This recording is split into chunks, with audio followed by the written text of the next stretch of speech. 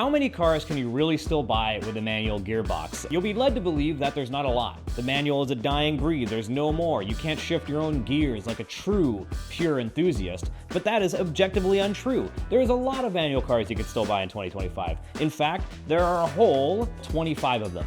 That's actually a lot of cars for a world that's going towards automatics, CVTs, and EVs. We're gonna start from A to Z. Welcome to Listicles.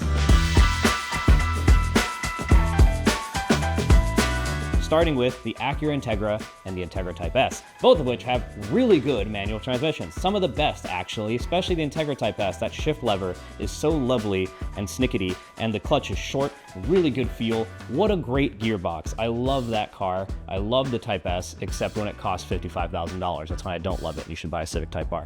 Also, the Honda Civic Type R is manual only, as is the Integra Type S. You can only get those cars with a manual. Then a great batch of cars in the BMW M cars and the Z4. The M2, M3, and M4, all you can have with a 6-speed manual transmission, which is a good gearbox. Maybe not as great as the Integras, but I love that it exists. It's still so BMW with that rubbery shifter and the long clutch and a powerful inline six. That stuff's all great. But the Z4 is the real gem. That has a really nice transmission and shifter. That's a great car.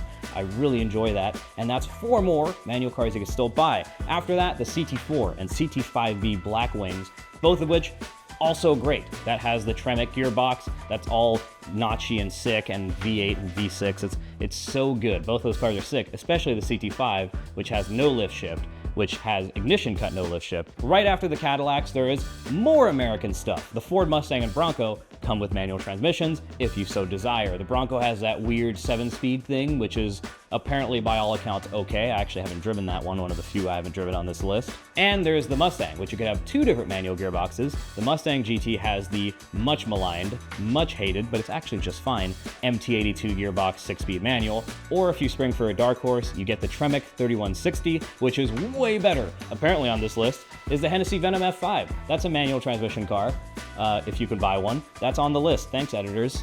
That's barely a production car. Very good stuff. It makes 1,817 horsepower and it costs $2.65 million.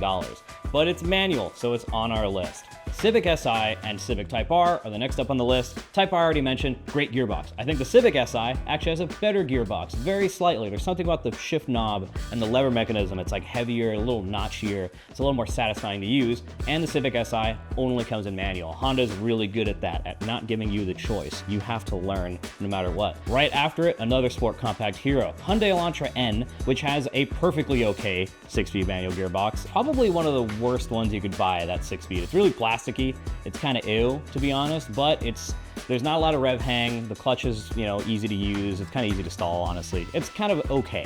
After that, Jeep Wrangler, another off-roader with a manual gearbox. That's also really cool. That's the only way I'd buy a Wrangler, is the short one, 2-door, with a manual transmission. And apparently it's a really nice one. I haven't driven either of the off-road ones. I have driven, actually, let's skip ahead, the Toyota Tacoma manual. You can still get it with a manual. And it's kind of sick. It's like shifting an 80s Toyota. It is straight up, full arm action. It's super sick, and the gear ratios make no sense whatsoever because they're borrowed from a previous gen V6 truck, and now it's a 4-cylinder turbo.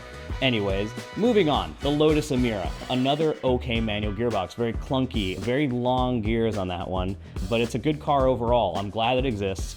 And it sucks because Lotus just laid off half of their Hethel people, which are the people who build sports cars, so hopefully it sticks around a little longer. I really hope it lasts, actually. Next up are 2 Mazdas, which everyone thinks only the Miata is manual, the MX-5, which has one of the best manuals you can buy right now. Lovely, just mechanical, easy, super simple gear shift. I love that car. And the Mazda 3, you could still have a manual transmission with a Mazda 3, only the front-wheel drive 2.5 NA car, but you can have a manual Mazda 3 if you so desire. All right, next up, more Japan. We got the Nissan Z, which has the 6-speed CD00X whatever transmission. That's been in the Z forever. Really decent gearbox, notchy, heavy, and the Z Nismo next year is gonna get the same gearbox, which is awesome, because selling an auto-only sports car like that is really not a smart idea, and the new CEO of Nissan realized that, fixed it promptly. After that is a couple Porsches. You have the 718 Boxster and Cayman, which you could get with a manual in most trims. You could get a base Cayman, Cayman S, everything except the GT4 RS and Spider RS, you can't get in a manual. Everything else, One of the best manuals ever. It's so sick. It has no rev hang. You shift it like super aggressive, and the Porsche 911, which only barely makes it on this list because the only manual 911s you can buy are the Carrera T and the 911 GT3. There's no other manual 911s. You can't get a base Carrera S with a manual. You can't get a GTS with a manual. You can't get a turbo with a manual. It's only the Carrera T and the GT3. We're rounding out the list with actually a lot of sport compacts. So we have the Subaru BRZ and the Subaru WRX. The BRZ's manual transmission, over half of the BRZs sold are manuals actually, as